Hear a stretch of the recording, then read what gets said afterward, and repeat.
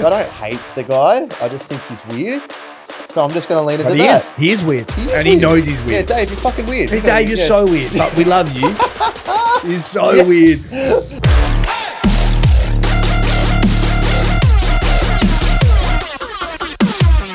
Welcome back to Barely Asian, the podcast about nothing going nowhere. Today, my guest, Mitch Tinley, kind of broadcast personality, I guess the best way to put it. Done some time with Triple M, runs the Australian MMA Instagram and news page. Good podcast, Australian MMA podcast. We'll get all these socials out at the end. I'll tag you and everything. Oh, you make him wait till the very end because so I don't leave. So I'm not like, thanks for the credit. No, it's so they don't leave. I've seen their retention rates. Everyone leaves. So this is the first question I wanted to ask. Oh, first of all, thanks for having me. It's a great setup. It's thanks, mate. A weird little dungeon, but I do like it.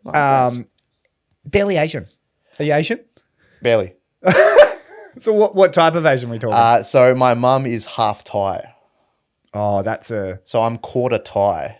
Is that the kickboxing? I guess so, yeah. That's why it runs in... Yeah, I guess it's like... I was a wrestler and then I just went off the rails and like, oh no, I'm a kickboxer now. Well, you break legs, mate. Oh, I mean... A little No, bit. I really want to ask you that straight off the bat. You versus Jack Becker, you win via leg break. Are you in the camp of that's a fight if that's on the street, I won? Like seriously? I know it's a shitty way to win. Yes and no. Yeah. Oh, yeah. The reality of the situation is yes. Yeah. It's not. I never celebrated it. I said we went. I think the Lewis Street Combat Academy guys invited us to go to a burger place afterwards, and me and my team and my girlfriend went and we got a beer and a burger, and then went home, and that was it. Yeah, because then you'd be like Aljamain Sterling when he won. That was via DQ. Yeah. You see him taking shots with the belt. You're like, I never celebrated it, but the reality of the situation is, it's. I won the fight. It sucks that it went down that way, especially with the build up, because that fight was cancelled like 3 times or rescheduled.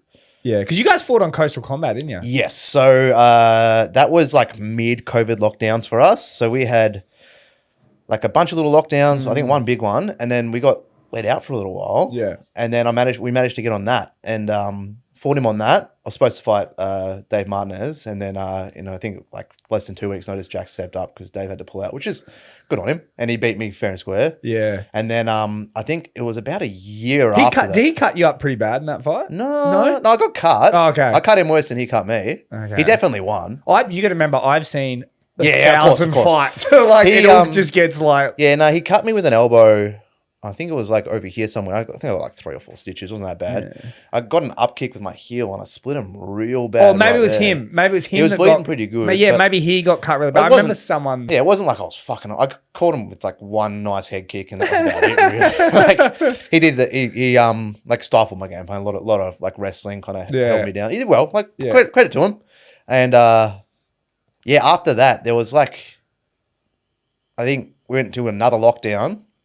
And then I was in Singapore, like straight out of, it was the first holiday I could do out of lockdown because it's one of the only places you could go with COVID. So we went there and we got the offer and I was supposed to be fighting Abel Brights on Hex. Oh, okay. And I just signed on to that fight, but it was like way in the future. It was just kind of like, and then they offered the Eternal title. And I got to the team like, look, like I'm keen, but I don't like the idea of backing out of the fight. And to the Hex guys' credits at the time, different guys. Yeah. But, was that Trent and that? It was Charles. Yeah. Charles understood. He's like, yeah, go for it. Like, we understand. And it was cool. So they let me out and I went and fought Jack. But then that fight got delayed twice. It got rescheduled 2 different times.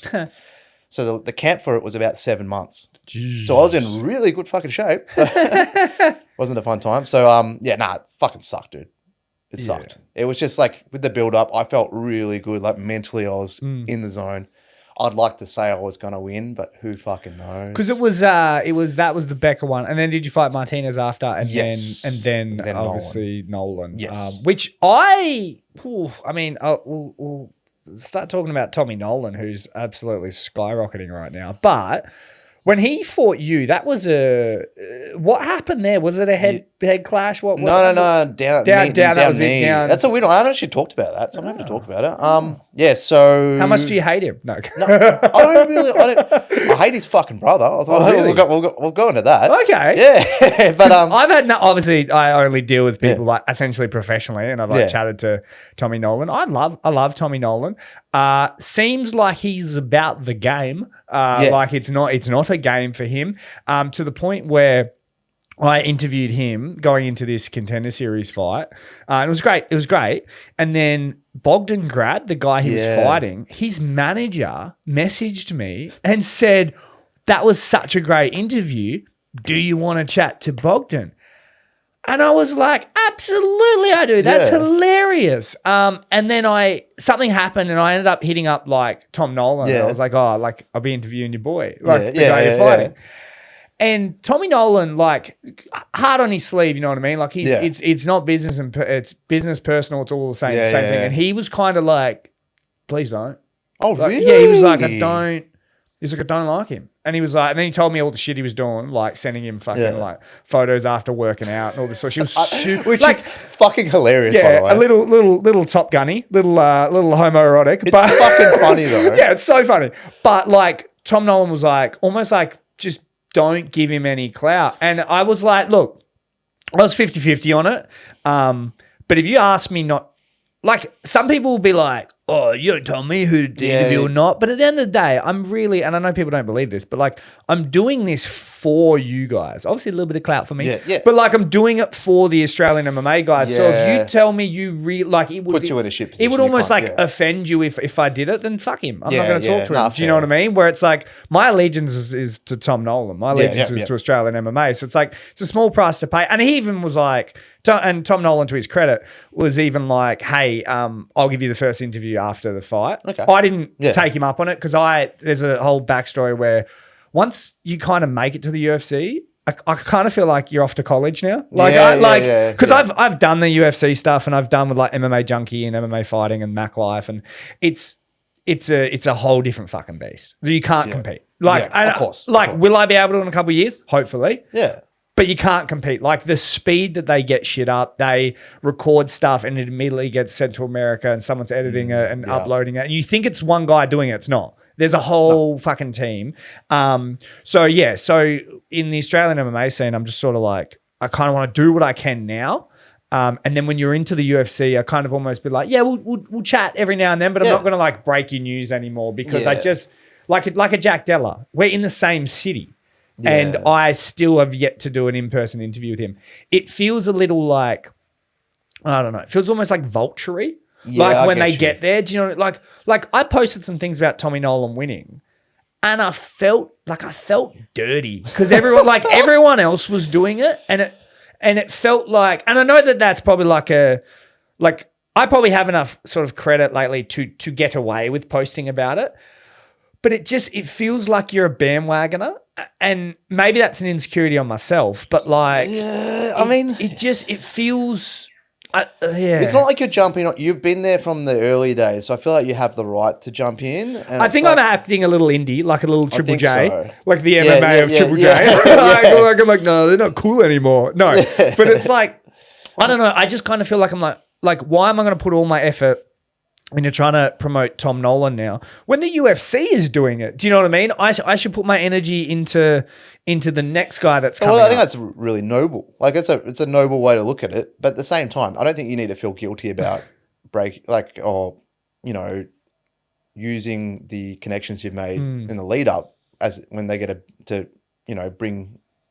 bring their audience to you. You know, I think that's fine. It's like it's a transactional thing. That's kind of what I guess what it looks like is in Australian MMA. I mean, at least now, and I'm quite lucky because of all the support I've had, which has been like I've not had one negative person, bar maybe a certain promotion. But in terms of every fighter ever, I've never had anyone go like, "You're shit. Why aren't you talking about this?" People question me, and I have logic to back it up. They might not agree. This is a side tangent, but so I posted the other day about Justin Van Heerden and Abdallah Biata because me and Cal Potter Callum the Rockstar Potter, the only guy that's actually qualified to talk about fighting because he was in the UFC. We were talking about Justin and Abdallah, and some guy from Lion's Den who has George Mangos, who's like 2-0. They have him, and he's on a tear. Yeah, he's good. And they were basically like, "Oh, why aren't you talking about George? Like, why are you talking about Justin and Abdallah?" And this is the thing I stand by with all my Australian MMA stuff is I follow the narrative, not the skill. So you might be the best fighter, but I have to follow like it's your job. Topology. I have to follow like who have you fought? Who have you been up against? And then I wrote back. I was like, George Mangos, I think he's going to be a champion. I really do. I think he's just that good. But I said he's 2-0 against his first two opponents were collectively 1-0. And that was Aaron McConnell, who won in 2019. And so, like, in terms of that, you're not next for a title. That's not how it works. Aaron McConnell, however, could still be a superstar. Mm-hmm. Like, he is that good. So the way that George dominated him, George is like in the conversation. And then I just answered it with like, I was like 2-3 fights away. Yeah. We'll see how, I mean, it happened with Quillan Sourkild. Yeah. When he got the title shot, and I love Quillan. I'm really good friends with his manager, Jasmine. I said Quillan, I don't think he should have got the belt, like the title shot, because I thought it was too soon. Weird spot, but hey, he did the job. Yeah, so it's that's the thing. And I always said narrative, not skill. Yeah, skill. Yeah, like whatever. But that's your job. It's like at the end of the day, you're essentially media, and it's like it's kind of dictated by demand, right? And it's like demand is what's in the public view. And you can obviously bring people to public view, but it's not like you have that power to put them in the title shot afterwards. And and look, I'm fully like full disclosure, like I'm very it's very it feels biased at times. Like the featherweight division gets a lot of love because Khan and Justin Abdallah and Rod was in there, and it's like Rod Costa, and it's like, and I was kind of egging that on, and it was interesting, and it's like, have I given that love to the heavyweight division or the non-existent light heavyweight division?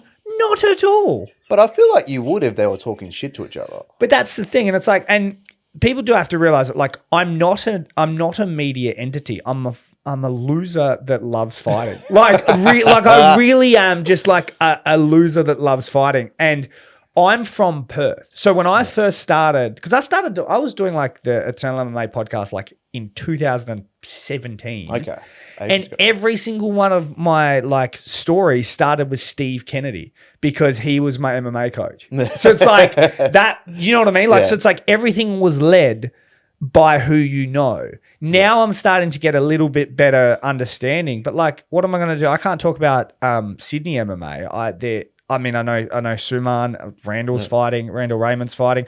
But other than that, I don't know what's happening there because I'm not there. So it's like, yes, there will be a little bit more Perth favouring, but I try to. It's just, it's not like it's nepotism though. It's what you have available to you. It's the knowledge you have. Like, and that's why I think more media is better. Yeah, I don't want to be the best. I don't want to be the only one doing MMA media. Like I had dinner last night with a guy that is working for Fight News Australia, and my biggest quote unquote competition is probably these guys called From the Stands.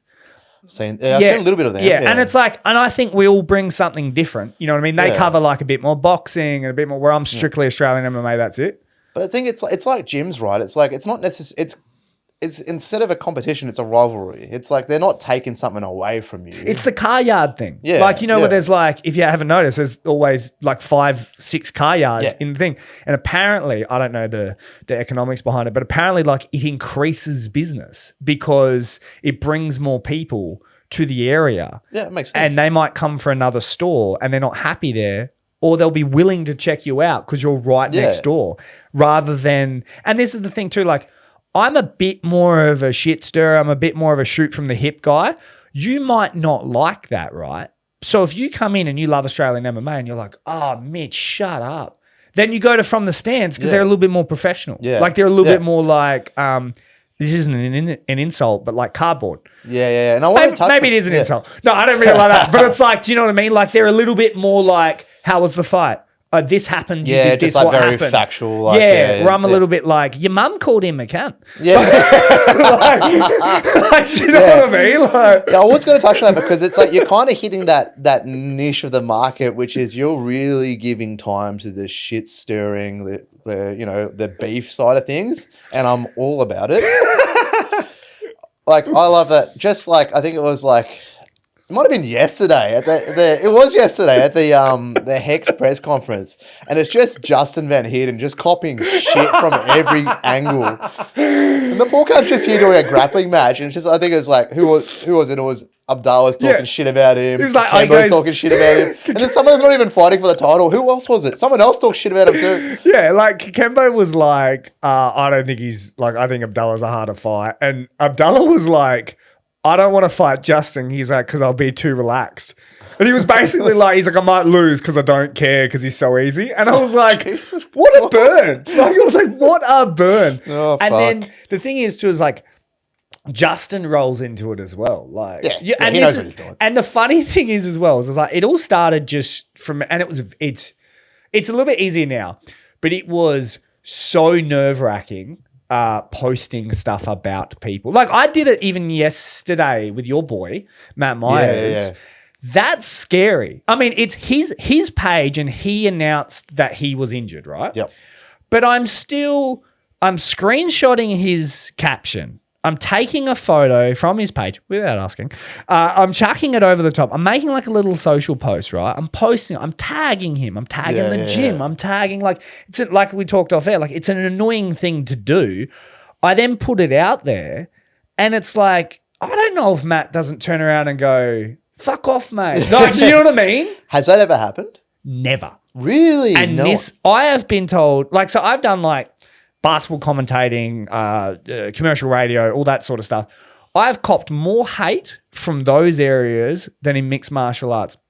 I've only ever had one guy pissed at me in mixed martial arts. Who? Cam O'Neill for Eternal MMA, head promoter. What did you do? I get it. Like I've talked about this 100 times. I will not shy from this. And it's like I understand where he's coming from. Like backstory, I wouldn't be in MMA if it wasn't for them. In MMA media. I wouldn't be in MMA if it wasn't for Steve Kennedy. I wouldn't be in actually I wouldn't back even further. I wouldn't be in MMA if it wasn't for my cousin, Isaac Tisdall. Who, it's my cousin. Oh, fuck, there you go. The former Eternal MMA lightweight champion. Smasher, part of your lineage. Like it just you held the belt, he held the belt. So there you go. Yeah. And then went to Fitness and Fight Center in Northbridge and trained. It was Brian Ebersol was there and Steve Kennedy. And then I'd made a documentary for Steve Kennedy because I studied radio and film at uni. Absolute waste of money, but still did it. Got a piece of paper. Uni graduate. And, I did a documentary. I think it's called The Road. It's on Vimeo, because you can put like license. Ruardi. And I followed him at UFC 193 when he lost to Richard Walsh. So it was. I personally like. I mean, go check it out if it's still there. It's actually not a bad, like for a uni kid and you like MMA, it's not bad. I'll watch it. And basically like from there, I think it was like 2017, Ben Vickers put out on Facebook like, I'm looking for someone to film. Yep. And he basically to get like the camera on the side of the ring at the Italian club in Perth and just film fights. Yep. Oh, there it happens now. The rain on the tin roof. Yeah, right. Let's see if it comes through, guys. If not, good thing is the denoise filters. I do love it. I said it's a ghetto production. No, it's nice. I like it. And then Ben Vickers was like, "Yeah, I need someone to film." And because I'd held a camera before, they like everyone at Kick-Ass MMA like just tagged me in it type thing. Yeah. And then I did it. Borrowed my radio station's camera without asking, and I just went down and I filmed it, and then I edited the fights, and we sort of developed a sort of relationship like that. And then what happened is I saw the ring announcer who was there, and I basically messaged Ben Vickers in the most dog way possible, and I said, "What does that guy make? I reckon I could do it. I'll do it for cheaper." Which is like, in the world of media, is the worst thing to do. We're supposed to like just be bet. You never undercut ever. But like in media, it's like a real you're not going to fight a guy and go, I'll do it for cheaper. Yeah. Because you hurt the sport. Yeah, right? yeah. So, and I did that, and then I did that for a while. Then when they moved to the HBF Stadium and they moved to UFC Fight Pass, they chucked me on commentary. Yep. Because they like Dan Maudsley, but I've always hated ring announcing. Hated it. Yeah, it's a hard job. It's just like it's a good rush, but it's all like. I got a little bit of like credit for it, like as in a few people started to know me, but like it's your biggest moment, right? You've trained, like you said, 7 months for this fight, and you don't want me going like Aiden Aguilera, you know what I mean? You're like motherfucker, and then like you go out in the fight and I've thrown you off and you get knocked out and it's my fault. Like, I don't think, I think I can probably squat for me anyways. I don't think a ring announcer could throw me off. But it's like one of those things where it's like, I get you. And it's very scary because like I came from a world of like stand-up comedy and radio where you make a mistake, you laugh about it. Yeah. Ring announcer, you can't do that. No. And anyway, so I moved out of that into commentating, and that was a bit scary because at the time I was like a blue belt. Like I didn't know much, you know what I mean? Like I was with a guy that was like, he trains at the UFC gym in Balcatta. And everyone knows like no one trains. Like there's not a single fighter in the history of fighting that has ever come out of the UFC gym. Hence probably why they went. What about on the streets though? But yeah, so then there was that, and then it got to the point where they moved me to backstage interviews. They loved me, but then didn't, but then did. But then I'm very polarizing just with what I say. Like it's always. I always will have that one quote of when Jack Della knocked out Alden Bates. Yep. And it was just like, I was just like, like Jack Della just put Alden Bates to sleep. And that clip, like millions of views. So it's like, I always get to like, I'm like, that's me. Yeah. Like I did that. But what's actually quite funny is when I did it, the rest of the quote is, enters guaranteed a spot in the UFC. And Cam lost his shit at me because he was like, you can't say that, which you can't. But look, his next fight ended up being the Contender Series, so I was right. You were right. You were right. But anyway, then I went to backstage, like interviewing, and it just wasn't my cup of tea. Like it wasn't like I was like, I'm not really enjoying this. And we kind of had like there's a lot going on with them. In terms of like, they've got a lot of people to deal with. It's a big production. Yeah, so it's like, you can't, like, you're not supposed to worry about my feelings, and they didn't probably communicate it with me. And I just kind of felt like, and Ben Vickers, especially Ben Vickers with me and him, I actually don't know how he feels about me now, but I love him. And I love Cam too. I really do. Despite what I might say and stuff like that. It's like, I really, really love both of them because without them, I wouldn't have the credit and the credibility to do any of this. And because like, even if I message you, you might know nothing about me, but you even just see that ring announcer, you go, he's in the sport. Like, you know what I mean? There's like you got to get your foot in the door there. somehow, You're not just some outsider. Like, so Ben Vickers would have paid me to stand in a corner, and I just didn't want that. I wanted to kind of, and there were other promotions, much smaller promotions, but there were other promotions that were asking me to do it, and they were basically paying me to not go anywhere. And I was like, I'd rather make $200 because I was making like $500 like to do content. It was like real good. I mean, don't get me wrong. For a night's work, I busted my ass. Yeah. Like I would call you fucking a week out, and sit on the phone with you for 20 minutes and have a little chat and all this sort of stuff. So I worked hard. Yeah. You know, it equated to like $8 an hour. But loved it, good paycheck type thing. And I know people complain about money and fighting and stuff, but like money in terms of like the ring announcer and the as far as that commentary, that's a pretty good pay packet. Yeah, no, really, really good. Especially when like I do NBL 1, which is you got the National Basketball League with Wildcats and the Melbourne United and stuff like that. The step under, it's like $50 a game. Like, so it's like, you know what I mean? So it's like, so it's like $500 is amazing. So Eternal was doing really well with that. And I got to rise with Eternal. It was really nice. Like I got to experience like, and I will say this, and people don't know this story, and people give Eternal a lot of shit because it's what happens when you're at the top. Everyone's like, oh, well, you're making all the money. Where's our money? Yeah. I saw in Adelaide, they got shafted by another promotion, which basically told other fighters, don't go there or you'll never fight on our show again. And which is, hey, look, people want to handle their business the way they want to handle it, right? And they lost money. Like I've seen Ben Vickers like max out personal credit cards to pay fighters.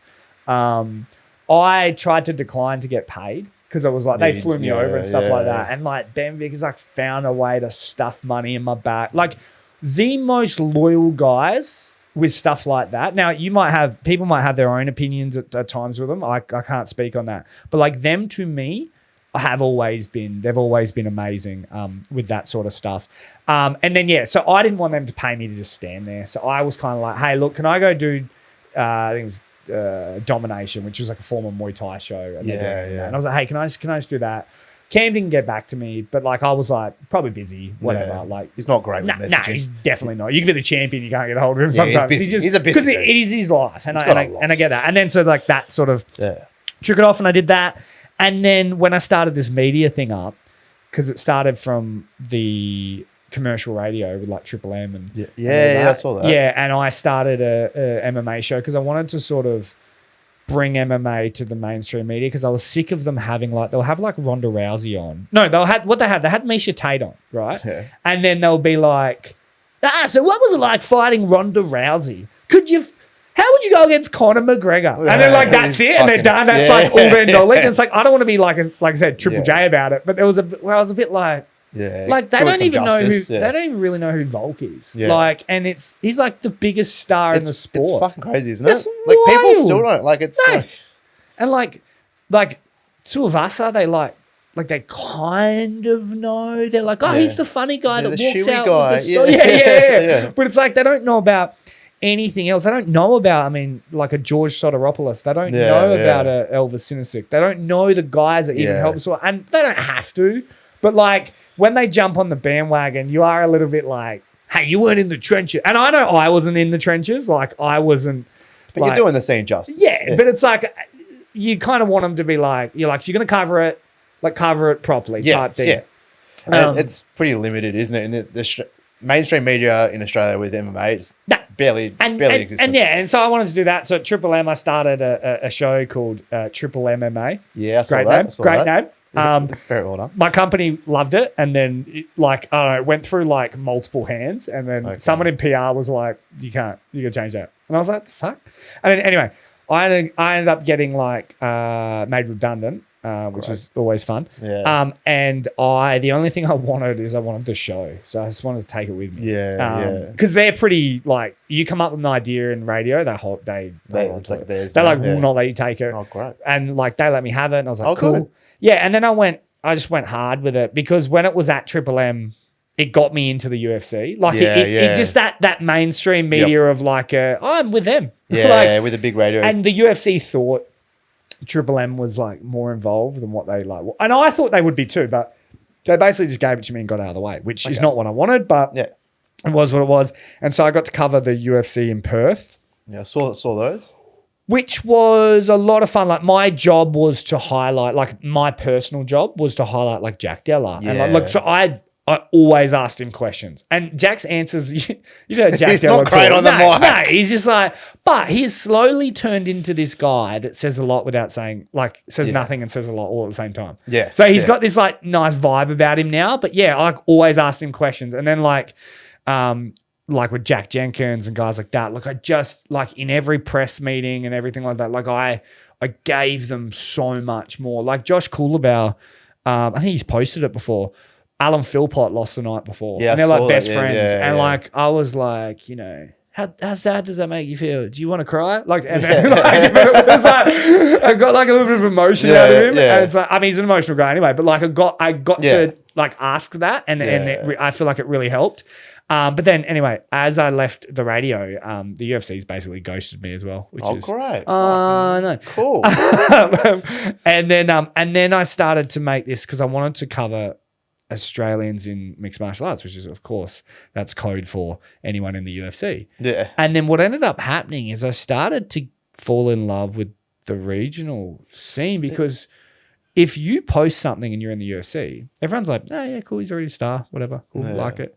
If you post something and you're the eternal champ and you're trying to get to the UFC, your fans, like... Yeah, it's cool like that. Yeah, everyone really jumps on board. It's way more, like, rewarding to kind of back you guys. Yeah. Like that's what I meant by when I said earlier, where it's like you kind of send them off to college. Like you have Jack Dilla, he's a superstar. He gets to the UFC, now the casuals can look after him. You know what I mean? Yeah. It's like, and then I can go focus on build the next guy up. Yeah. And it's like, and I do take pride in, I mean, it is a little bit of shit stirring, but like I do take pride in taking these sort of guys that are maybe not well known. So like back in May, Emrahan Hekamuglu.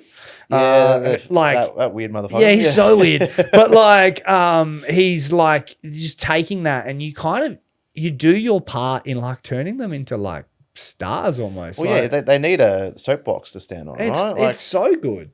Yeah, and I guess it's like you guys, we have a symbiotic relationship, is that you guys definitely help us get to the bigger levels, because it's like you're the ones that create this. I mean, we're saying it, but you're the one that take the soundbite, put it out there, broadcast it. It's attached to like a legitimate looking at least media, organization. People see that, sponsors see that, the matchmakers see that. My theory with it as well is like you whatever you want to say, whether it's good, bad, whether it's about someone, whether it's about yourself, you can be kind, doesn't have to be shit talking, but if you just say it on your page, there's something weird about it. Like you can go, thanks guys, I'm okay, not injured. Yeah. But if you're like, Greg, you're an asshole, there's like something like kind of like personal, and it doesn't have that same vibe, where it's like if I interview you and you say it's got this different sort of 100%, like 100%. And so like I just want it, and it's like I'm like a vessel. Like it's just like I'm a vessel of hate. Just gonna go find all the beef, and just make it worse, like a Trojan horse. Like I'm like, here you guys go, and it's like, and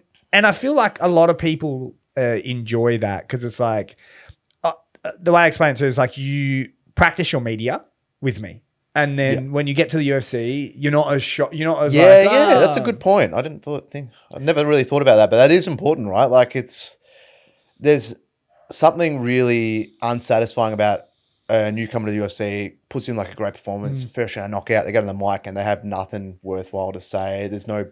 I'll have whoever the UFC gives me next. And like, don't get me wrong. And this is the mistake, the common misconception people have, is like, I don't want you to talk shit. Yeah. I don't.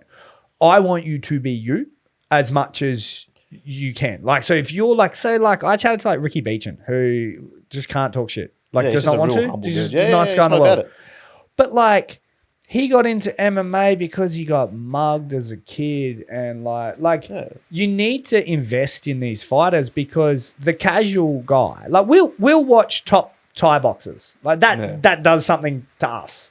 Yeah. But the difference between watching, I don't know, Rod Tang and some dude at your local RSL to the casual, they don't know the difference. Yeah, exactly. But it's like, it's the same with like if your mate gets in a fight with his ex's new partner, you're like, fuck, he'd be the shittest fight in the world. But you're like invested. You're like, come on, Tony, she's smashing him now. That's the thing people don't, or a lot of young fighters don't realize, is the reality of the situation is we're in show business. Yeah. It's what it is. It's prize People fighting. are watching it for entertainment. Yeah.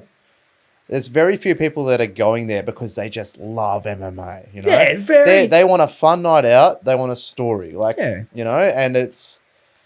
You don't have to play the game, and that's fine, but you've got to be aware that if you don't play the game, you're much less likely to get the big opportunities. Yeah, and you do not have to talk shit, but you really do have to say something, because people need to invest in you.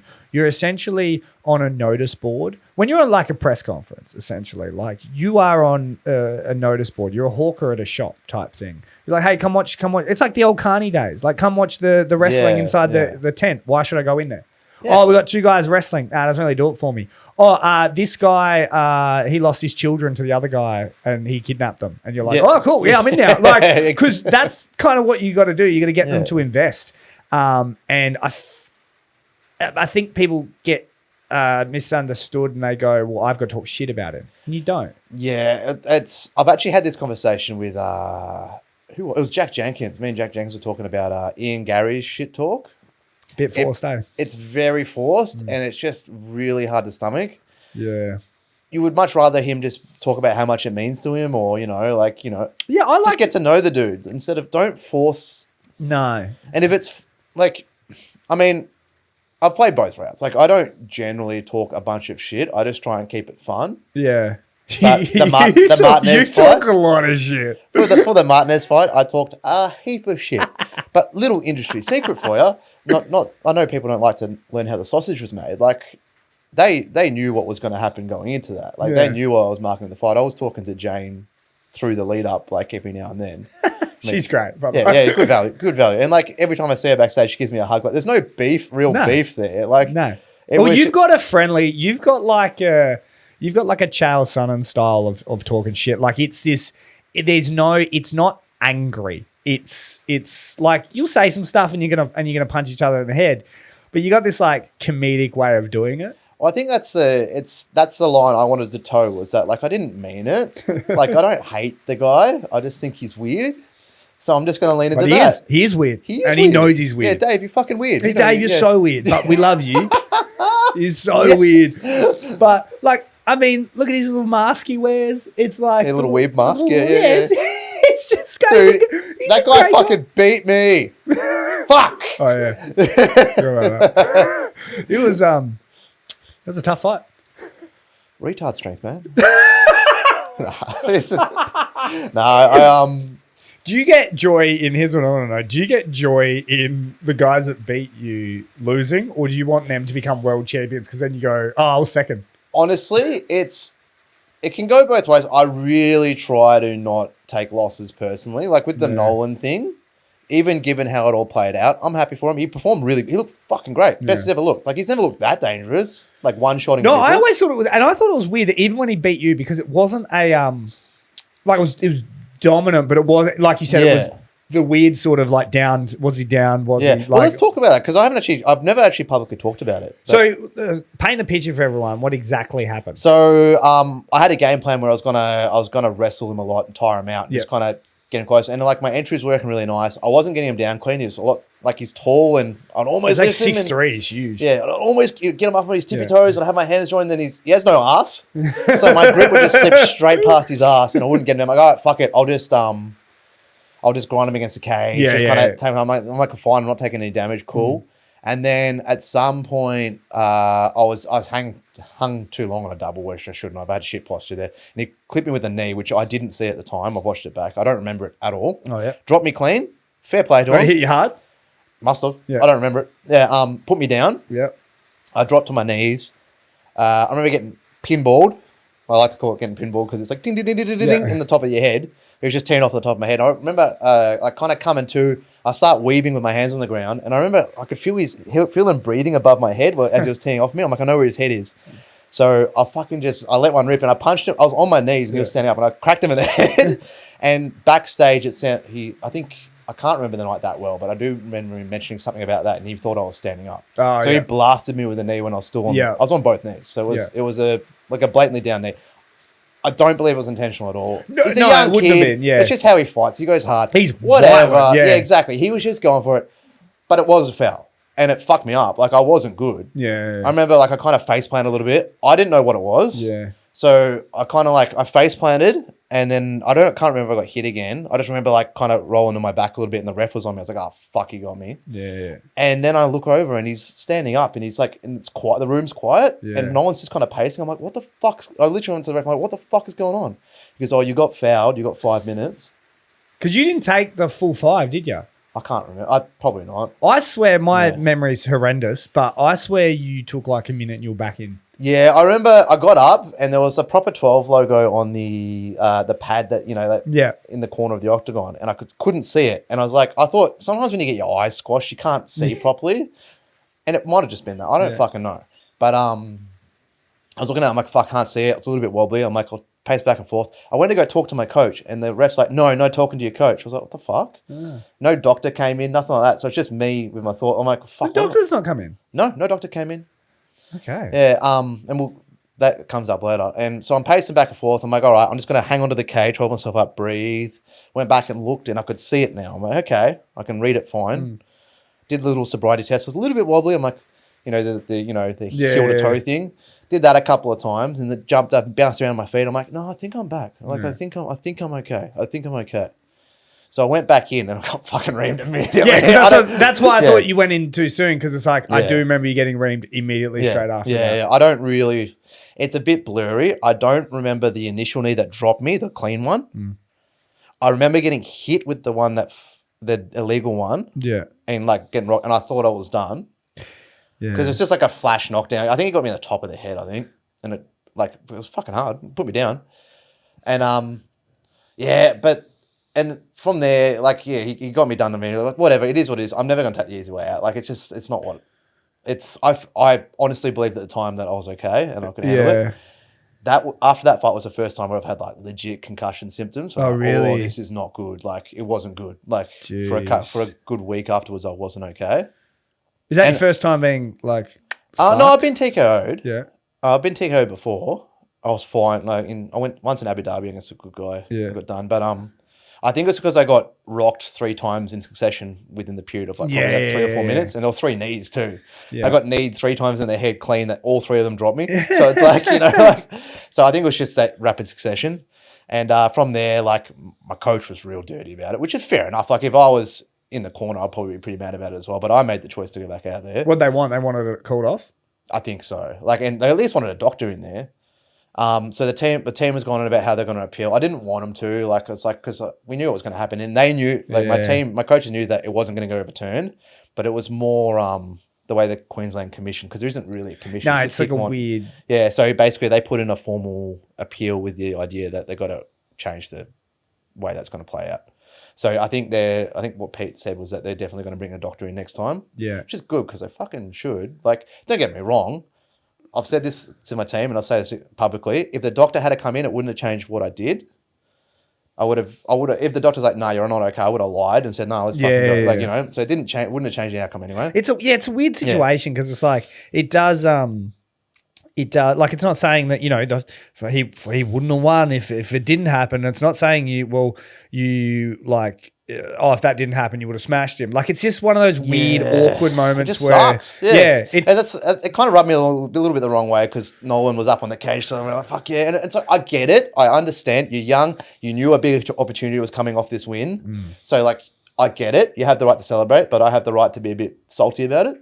Yeah, does that make sense? It's a tricky one because, like, I mean, in his defense, as soon as you're right to go, technically, like, you can't, like, not that I'm not saying that you're doing it, but like, we forget that happened. That's the 100%. And now I think people misunderstand that too. Like, even with a nut shot, if he's good, you've got to kind of pretend like, and we all know it does sometimes affect the fight, but you've got to pretend that it's out of the way now. 100. And then so, what is he going to do? Fight me half-assed as a charity thing? No. Exactly. So then he does the job. Puts it away, and I get what you're saying. Like, I thought it was a bit weird, but I wasn't not as great at the Queensland side of things as I once was, as I am now. But like, I thought it was a bit weird that he was calling for the UFC straight away. He knew that he had a contract waiting for him. Oh, that's cool. Because I pretend like I know what I'm doing, but I don't. I was unsure because I always, and I mean, maybe this is credit to Eternal, but I've always thought, like, until you're the best at Eternal, they don't even look at you. So it's kind of. I think he had some good management. I don't know. Maybe he had some hype behind. I don't know how that happens. But he obviously knew. I mean, why would you not sign him? Like, he's a violent 23-year-old. And I'm never gonna fucking hold it against a younger dude that maybe is less deserving than one of the whatever the champion is or whatever. Not saying that's the case, but I'm never going to hold it against a dude for taking an opportunity that's given to them. It's like, fucking go for it. And it's the thing of the Contender Series, right? You might go. It's like when Quillan Sourkill got the title shot against Blake Donnelly. I was like, oh, I think it's too soon. And then he goes out and sparks him in 30 seconds, and it's like, well, now I've shut up, and now he's at road to UFC, and it's like he's killing it. Yeah. And that's kind of the thing with Tom. If you were like, I don't know, I think it's too soon. He's clearly like, he's in the UFC now. He fucking turned up, didn't he? You know what I mean? And no hard feelings to the guy. I doubt he's watching it. But if you're watching it, good on you. Good for you. Your brother's a cunt though. What's with his brother? Why don't you like his brother? So as I'm leaving the cage, this fucking red-faced drunk cunt gets in my face. He's like, like giving me shit as I'm leaving the cage. Oh, really? And I don't usually lose my cool. Like, I'm pretty good. I pride myself on staying cool. Just the circumstance, I fucking lost it. I tried to go immediately. Really?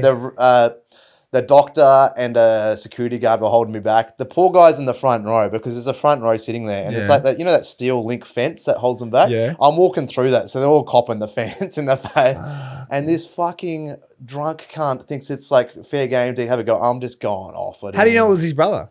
Found out afterwards. Someone in the crowd knew it was his brother.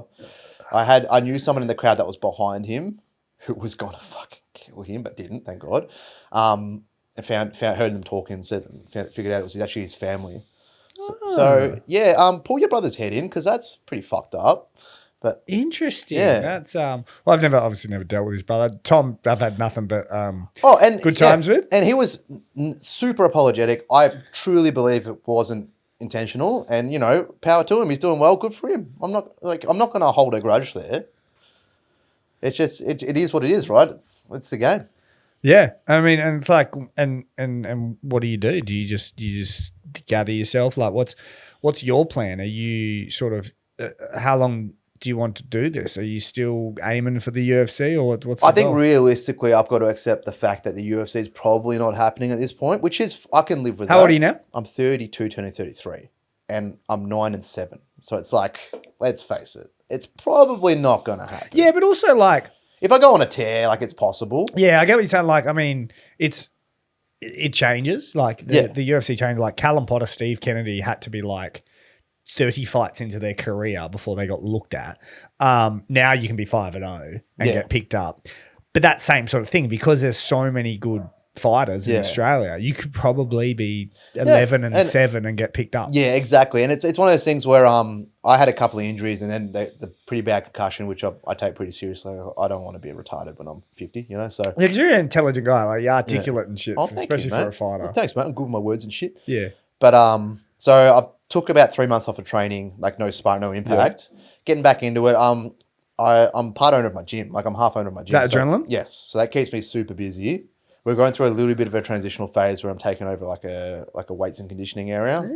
So it's all good business stuff, but I really need to put my effort into that. So I'm still training. Well, it's like this thing of like, so people always ask like me every now and then, they're like, oh, are you going to fight? And it's like, I had the goal to, right? But a basketball coach once told me this because I was shit at basketball too. And he was like, you can, because he always wanted me to be a coach and I always wanted to play. But I was like sitting on the end of the bench. I was just horrendous. And he was like, you can change the game more by coaching than you ever will with playing. And that's the same sort of thing with like fighting. I could have 1 or 2 amateur fights, maybe a pro fight one day and be like, everyone, I'm a fighter. Yeah. I'm going to sound like a fucking wanker saying this, but like, I feel like I can really fucking help change the sport with what I'm doing. By giving people a platform and putting them out there, you can. And it's like, I've got just enough knowledge of the sport. I've got just enough, I'm at least training, you know what I mean? So it's like, and then I've got enough of the other side that I'm like, no, Mitch, you can, if you really love the sport, take the back seat. Like, yeah, well, I always tell people, like the young guys come up, you're like, you got to know your why. Like, why are you doing this? Is it just like, because if you have a solid why, then you can live with whatever the result is. Well, that's the thing we were talking about with covering regional MMA, right?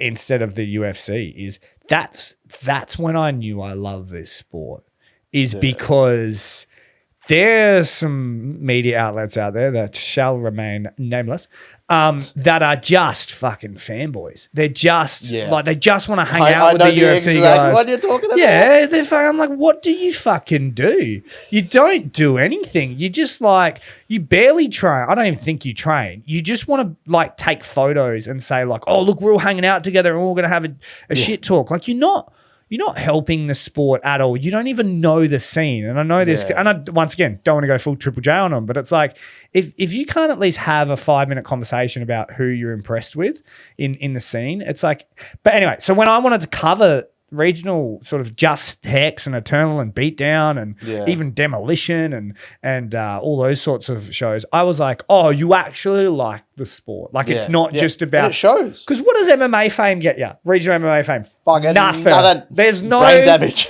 There's no... Like my girlfriend thinks that like girls are like, oh, oh, Mitch, whoa. It's like, it's fucking 35-year-old men that are like, oh, bro, I listen to the podcast, love your stuff. And you're like, thanks, Finn. It's like, you're not getting any groupies. There's no female ones. No. Maybe it's like some autistic male ones. But I mean, you get ring girls as a commentator, but other than that,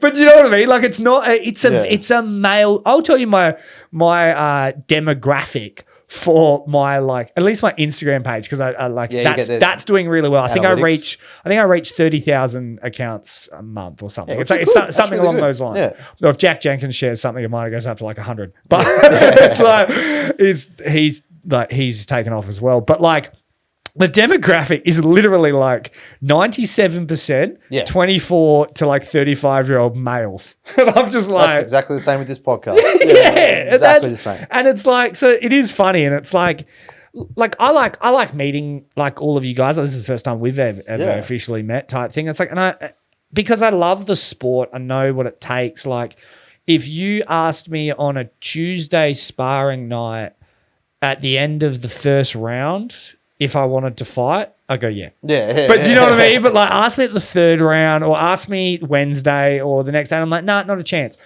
But I love it that much. The respect of what it takes for the guys to get in there is at an all-time high. And that's why I love it. It's because it's like, to see it's hard. People look at me going to training as like, oh, fuck, that's so impressive. Do you know what I mean? Like, the average person is like, oh, you do jiu-jitsu? And I'm like, jiu-jitsu's our day off. Do you know what I mean? Like, jiu-jitsu's the cruisy bit. And then then there's fighters that are amateur fighters, and then there's pro fighters, and then there's fighters like you that have fought for titles.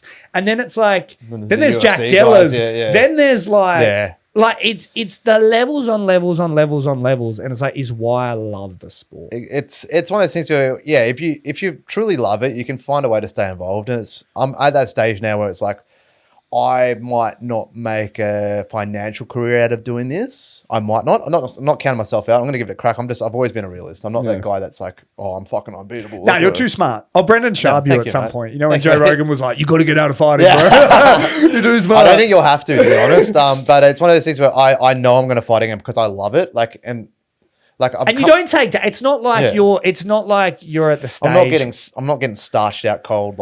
No, like, I feel like the real hard ones are, not that he was getting starched, but like the Stu Dare, like when he had to walk away because it's like he'd been around for like even like 10 years longer, and it's like, and those decisions would be quite hard because you'd be around, like, he's fought the Kennedys, he's been around the Potters, and they got their shot and he never got his, and it's like, that would be very hard to do. That would be very hard to... I feel like I could see myself being in that wheelhouse because I'd have no interest in starting from scratch and building my record back up or anything like that. I'm just going to fight who's out there. Like, I want fun fights that makes sense for the scene. Like, so I'm just at that weird spot where I've dropped a bunch of losses, but I'm still at the high end of the lightweight scene. So it's like, I know I'm not getting any easy fights. It's the one good thing about regional MMA as well, is it's like 2 fights and you're the champ. Exactly. Because the good guys don't hang around. And thankfully, my losses have all aged pretty well, which is nice. That was the whole point about when I asked you about when guys go on to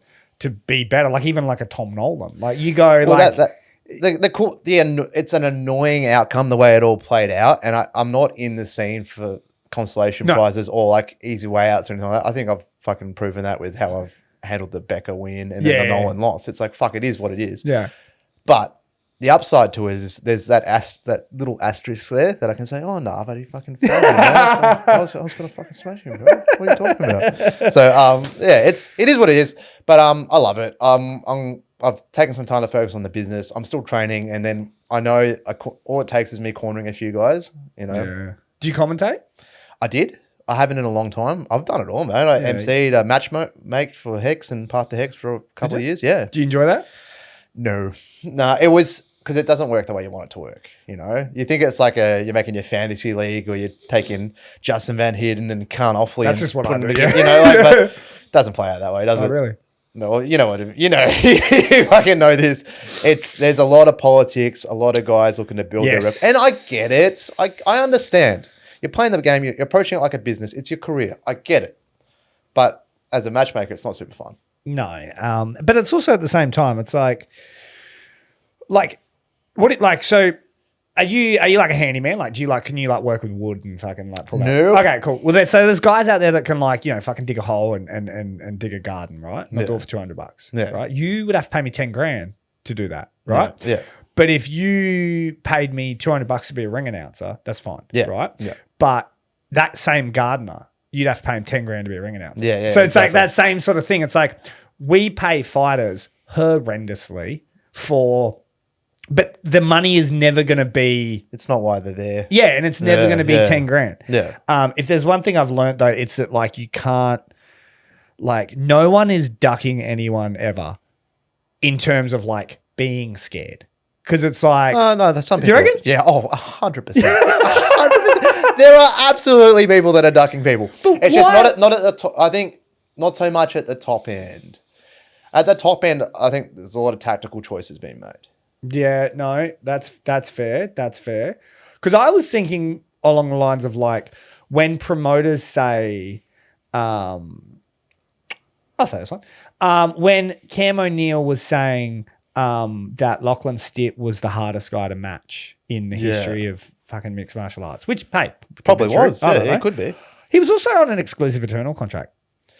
So you also have, which like, I mean, I'm not a big fan of the contracts, but it's like, I get it. It's an excellent business decision, right? Yeah, exactly. But it's like, no, he's the hardest guy to match because then you have to get a guy over to Eternal. But what if he wants to take the fight on Hex? Yeah, you know what I mean? Like you can't. There's probably fights out there for him. It's that thing of like, and he Cam didn't, I don't think, had a go at anyone for not taking those fights. But what I'm saying is like, there's a lot of underlying things that people don't realize. Like you might have a wedding on that date.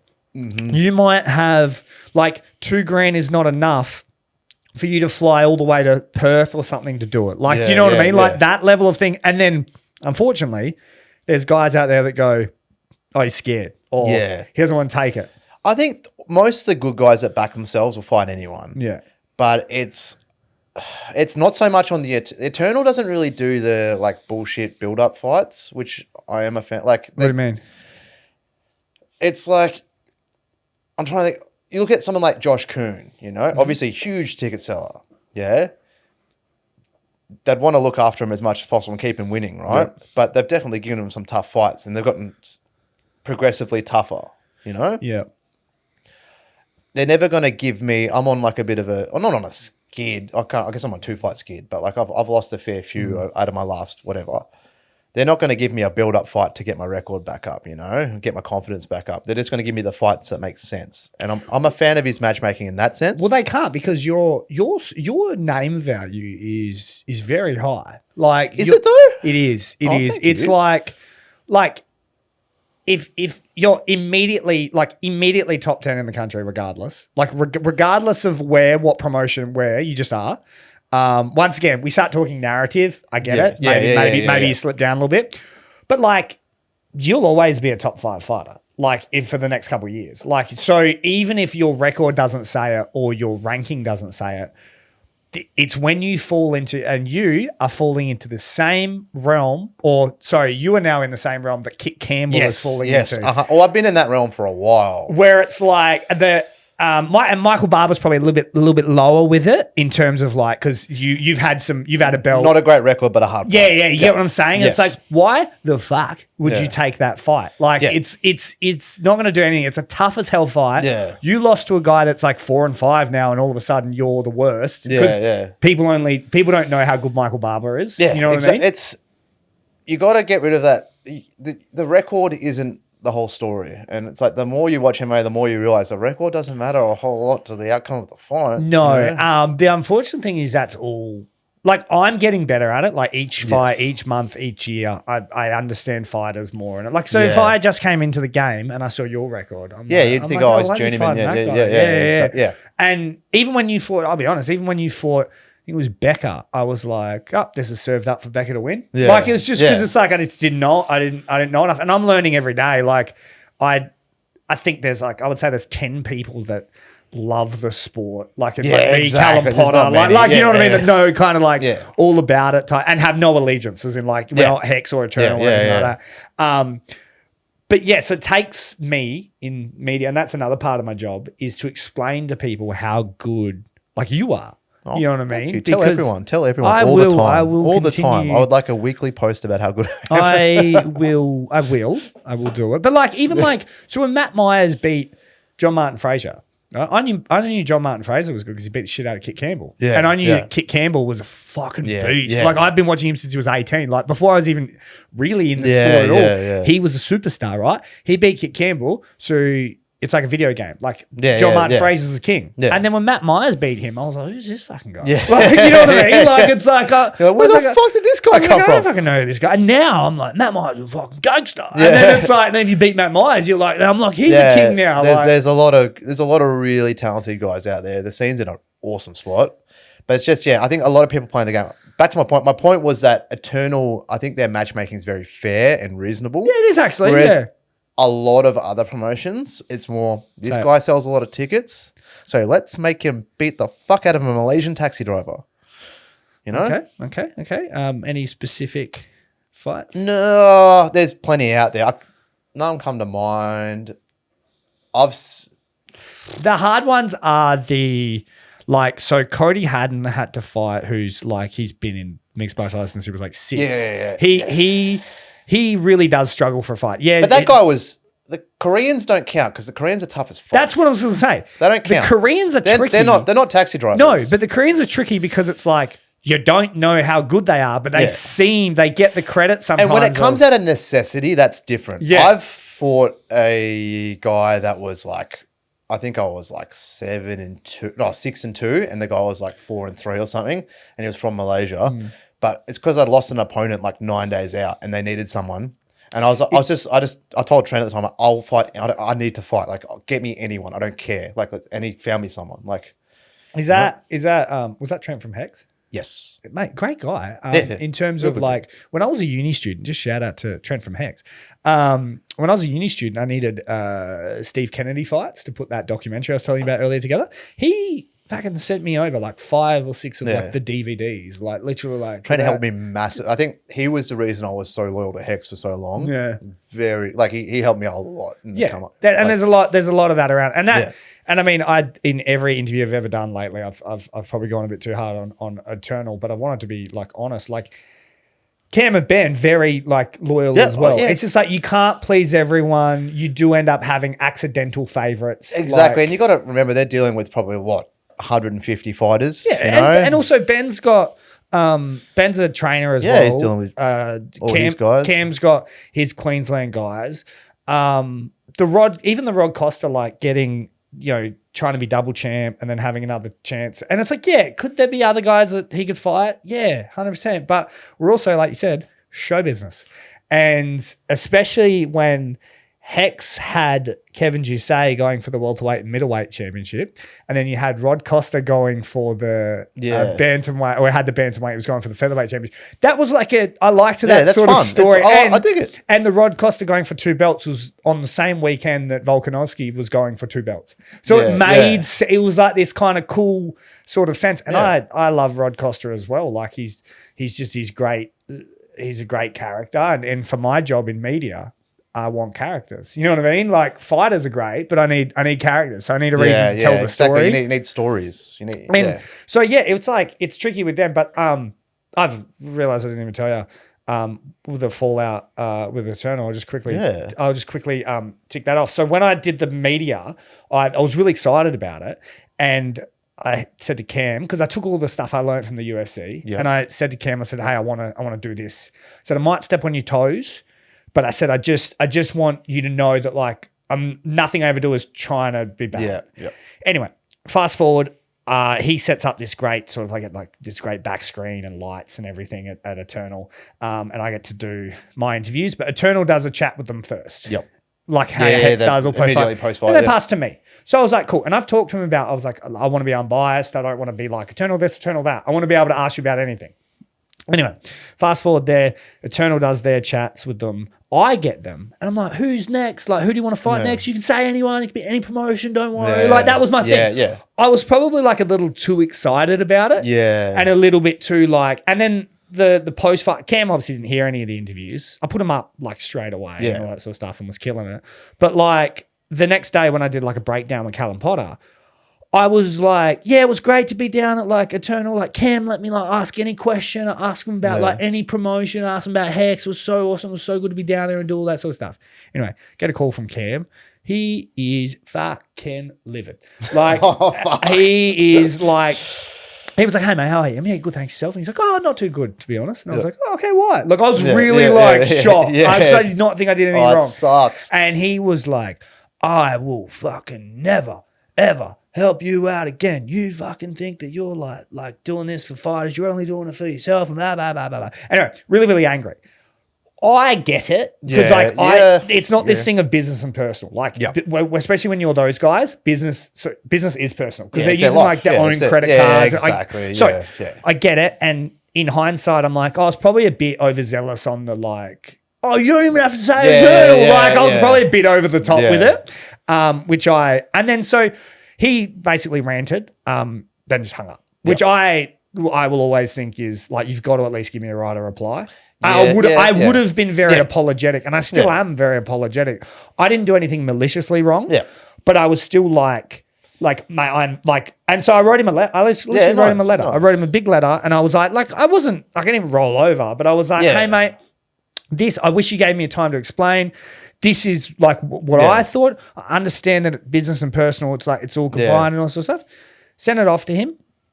Didn't get a fucking reply. Nah. Yeah, shitty. Nah. And I was like, cool, to blow over. Yeah. Never has. Nah. Like I've emailed him since. I've messaged him since.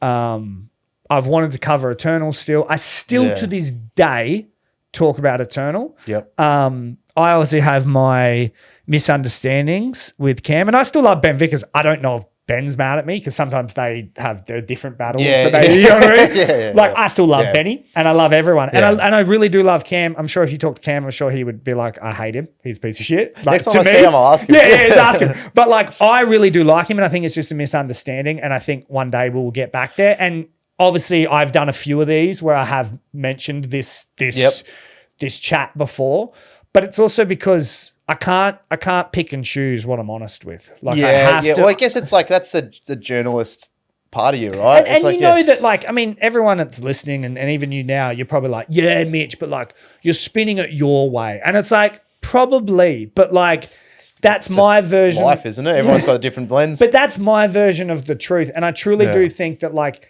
anger is, miscommunicated sadness. And I think that Cam was probably hurt that I did that. He pours money into this. Yeah, it felt like he did you a favor. I'm talking about Hex. I get it. Yeah. I get it. But like, it truly is a misunderstanding. I have made little jokes along the line. Like even last night when I was talking to Jacob Watts, who's the promoter of Hex, he said like because I've been getting breaking news lately, like because people start to send me shit, which is great.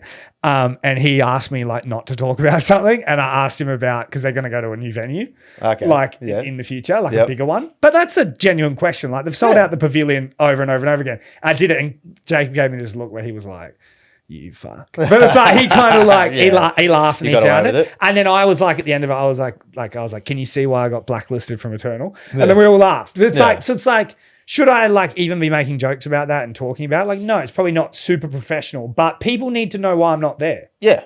No, and it's like, I don't think you're not dogging anyone by putting it out there. It's just, I think there's a lot of this there's some pretty clear lines in the sand with all these different promotions and a lot of big personalities flying around. And of course they're going to clash here and there. And I get it. They've got to look out for their own. And it's like, as fighters, we have to play ball where we are. And some of these fucking idiots, they don't do that. If at the end of the day, the promoters are like, yes, they need you to fill a card, but if you're not at the top of the fucking card, they're essentially doing you a favor having you on.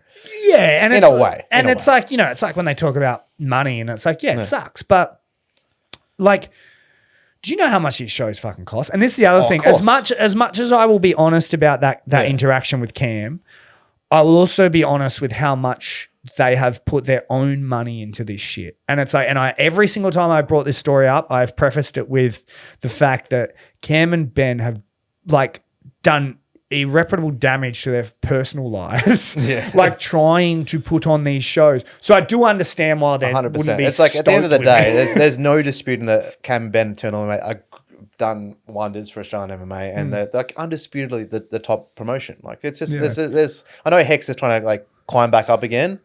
But as it stands right now, it's like they're the top guys. It's different. Like they are. I don't know how Hex funds their shows, but like you know what I mean. But it's like I don't know. I know that I'm pretty sure. I mean, at least when I was there, they didn't have the UFC Fight Pass money at the start. It was Ben and Cam maxing out credit cards. I can't speak for Hex. Maybe they did that as well. But like you can see why it's personal. Yeah. Like you can see it's their life. It's their business. It's a business. It is. It's their business. And you can see how people like take things personally. And it's like, and I would love, and if I'm being honest, I would love for Cam to hear this one day and Ben to hear it or whatever and go, oh yeah, maybe he's who we thought he was. And he's a great guy and like that's fucked. And he's doing a great job and we like what he's doing and we'd love to get him down. Cause it's like, do I get a benefit out of being at these shows? Absolutely. You know what I mean? Do I get a benefit out of talking to fighters? Yeah. But I will cover Eternal till I fucking die, whether you let me at a show or not. Yeah. Like, because otherwise I do the fighters a disservice. And I'm never going to shit on Eternal. That would be a lie because they're the best. Yeah. Exactly. Like Hex is great and they're coming back. They're storming. Yeah. But like Eternal's just been like, there's no disputing anyone that says otherwise. And then even beatdown promotions coming up with like what Damian Brown's doing, but like, and live by the sword, die by the sword. Like Cam O'Neill is he puts his heart out there. And so you can't then go, put your passion into the promotion, but speak to me with no emotion. Exactly. Yeah, exactly. You're at one speed and it's like think about how stressful that 2-week period on either end would be for them as well. You know? 100%. And that's why I don't hold anything against them.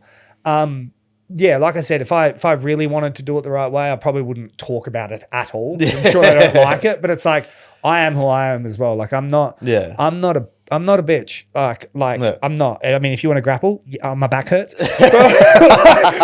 But do you know what I'm saying? Like it's like I do still have to say I don't get clout from this. No one's like, oh yeah, Mitch, fucking you versus Eternal. Like it's not. It's not that. It's not about that. It's like, but people do need to know. What it is. People need to know why I'm not there. I would love to be there, and I would love to mend the bridges, and hopefully, like one day. I don't think I can facilitate that, but I can try. No, it's chance I'll just piss off. Pretty sure Cam. He'll hate me now too. He probably does. I'm sick of dealing with me. My dumb questions. I probably got to get going. I got to do another potty. No stress at all. Oh, mate. Cool. Sorry, just quick story. Yeah, go on. I lost my job in February, got a new job like 2 months ago as a finance reporter. Weird, I know, trust me. Doesn't make any sense. I was on Job Seeker, trying to do it, and it took ages to process. I've been in my new job for 2 months, and I just got my money. Hey! I just find that hilarious, and I'm like, I would be dead. Centrelink, I would be dead. So I'll give it all back. I'm like Conor McGregor when he was rich. You know what I mean? Yeah. When he was on welfare, I'm like, you got the money. All right, we'll wrap this up real quick. So Mitch Tinley from Australian MMA. It's at Australian MMA. Yes, underscore, because someone stole the on the end. Yeah, I'll chuck it all up on all the links. All right, quick question right on the way out. Yep. You're at a pub. Yep. You're pissed off a local footy team. Yep. You're by yourself. Yep. Yeah, you got to take on a whole footy team. You can pick up your phone, call 3 regional, not UFC, regional Australian MMA fighters to come back you up, and they'll turn up immediately. Who do you call? Caleb Rideout. I call Cam Murky. You wouldn't know him, but he's just an absolute gangster of a guy. And the last guy, Josh Della, Jack Della's brother. Good picks. Good picks. Nice. Okay, sure. Mine are Kit Campbell. Oh, nice. Yeah. My boy Matt Myers. Yeah. Oh, yeah. It's a good one. And Josh Kuhn. Just let them go. Josh Kuhn, is he a bit scrappy? Josh Kuhn? Yeah. No, like I know he's a gangster fighter, but is he like a scrappy guy? I look at the way the style of his fights. I reckon you let him loose, you could knock out a light heavyweight in a street fight. No, not doubting the fighting ability. I just thought he would be a little bit too like, no guys, let's not fight. I've never met him. Oh, really? But just judging purely off his fight style. You know what? I'm gonna change my picks. Little Tasmanian devil. I'm gonna change my picks. I want David Martinez, Tom Nolan, and Tom Nolan's brother. Fuck you. All right. Thank you so much for coming on, mate. I appreciate your time. It was great. Legend. Thank you, mate.